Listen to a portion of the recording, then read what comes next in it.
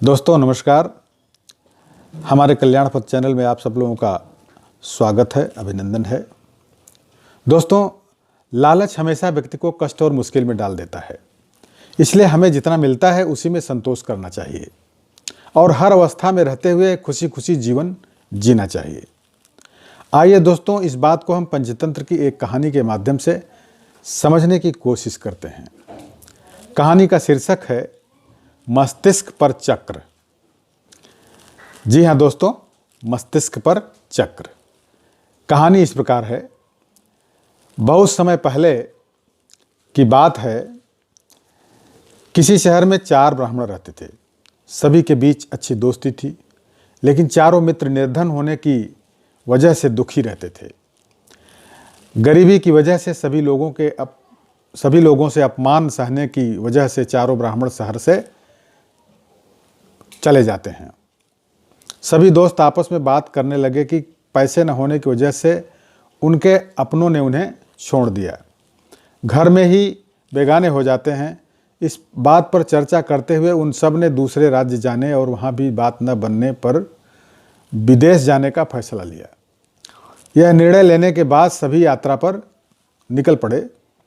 चलते चलते उन्हें बहुत प्यास लगने लगी, तो वो पास ही छिप्रा नदी में जाकर पानी पीने लगे। पानी पीने के बाद सभी नदी में नहाए और आगे की ओर निकल पड़े। कुछ दूर चलने पर उन्हें एक जटाधारी योगी मिला। ब्राह्मणों को यूं यात्रा करते देखकर योगी ने उन्हें अपने आश्रम आकर थोड़ी देर आराम करने और कुछ खाने का न्योता दिया।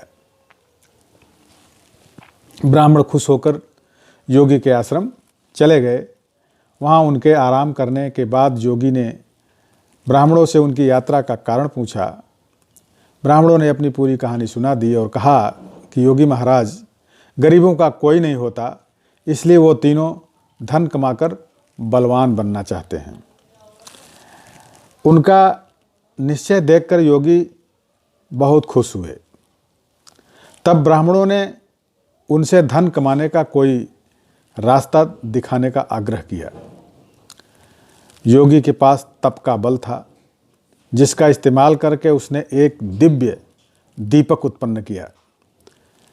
योगी ने उन ब्राह्मणों को हाथ में दीपक लेकर हिमालय पर्वत की ओर बढ़ने को कहा।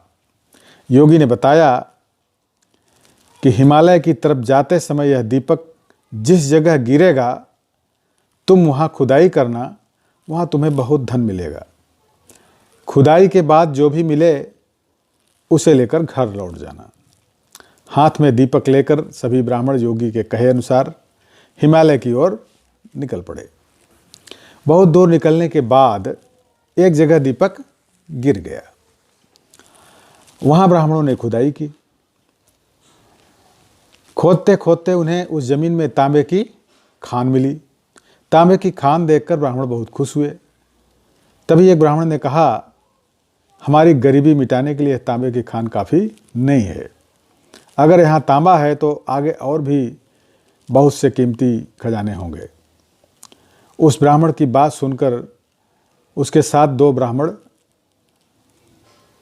आगे बढ़ गए और एक ब्राह्मण उस खान से तांबा लेकर अपने घर लौट गया। यानी 3 ब्राह्मण आगे बढ़ गए। आगे चलते चलते फिर एक जगह दीपक गिर गया। वहाँ खुदाई करने पर चांदी की खान मिली। यह खान देखकर तीनों ब्राह्मण बहुत खुश हुए। फिर एक ब्राह्मण तेजी से उस खान से चांदी निकालने लगा, लेकिन तभी एक ब्राह्मण ने कहा, आगे और कोई कीमती खान हो सकती है।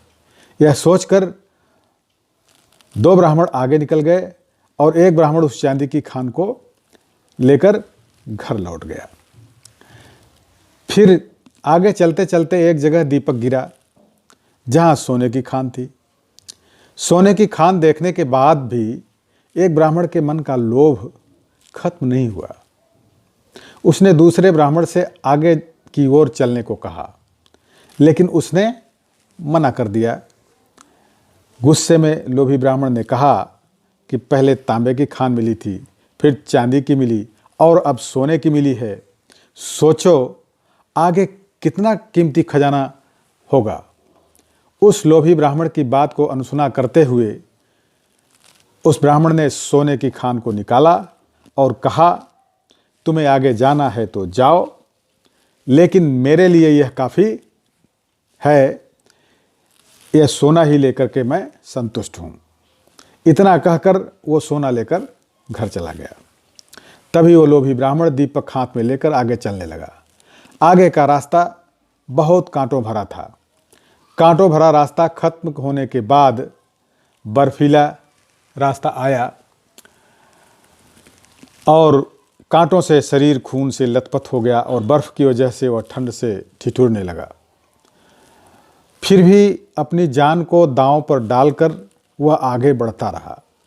बहुत दूर चलने के बाद उस लोभी ब्राह्मण को एक युवक दिखा जिसके मस्तिष्क पर चक्र घूम रहा था।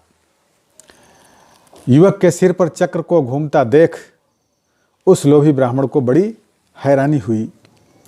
लोभी ब्राह्मण काफ़ी दूर तक चल चुका था, इसलिए उसे प्यास भी लग रही थी।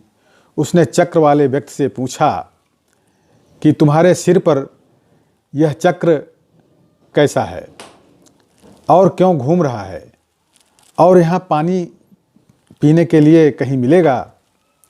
इतना पूछते ही उस व्यक्ति के सिर से चक्र निकल गया और लोभी ब्राह्मण के मस्तिष्क पर चक्र लग गया। हैरानी और दर्द से तड़पते हुए लोभी ब्राह्मण ने उससे पूछा, यह चक्र मेरे सिर पर क्यों लग गया? अजनबी युवक बोला कि सालों पहले मैं भी धन के लालच में यहाँ तक पहुँचा था। उस समय किसी और के मस्तिष्क पर यह चक्र घूम रहा था।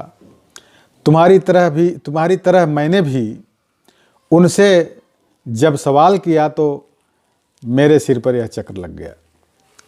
तब उस ब्राह्मण ने पूछा कि अब मुझे कब इससे मुक्ति मिलेगी? इस पर युवक ने कहा, जब तुम्हारी तरह कोई धन के लालच में यहाँ तक पहुँचेगा और चक्र को लेकर सवाल करेगा, तब यह चक्र तुम्हारे सिर से निकलकर उसके मस्तिष्क पर लग जाएगा।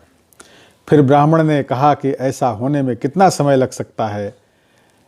इस सवाल का जवाब देते ही वो युवक ने कहा कि मैं राजा राम के काल से यहाँ हूँ, लेकिन मुझे पता नहीं कि अभी कौन सा युग चल रहा है। तुम इसी से अंदाज़ा लगा सकते हो कि कितना समय लग सकता है। इतना बताकर वो युवक वहाँ से चला गया और ब्राह्मण मन ही मन बहुत दुखी हुआ और चक्र के घूमने से हो रहे दर्द से उसके आंसू निकलने लगे। तो दोस्तों, लालच हमेशा व्यक्ति को कष्ट और मुश्किल में डाल देता है, इसलिए हमें जितना मिलता है उसी में संतोष करना चाहिए और हर अवस्था में रहते हुए खुशी खुशी जीवन जीना चाहिए। दोस्तों, कहानी को ध्यान से सुनने के लिए बहुत बहुत धन्यवाद।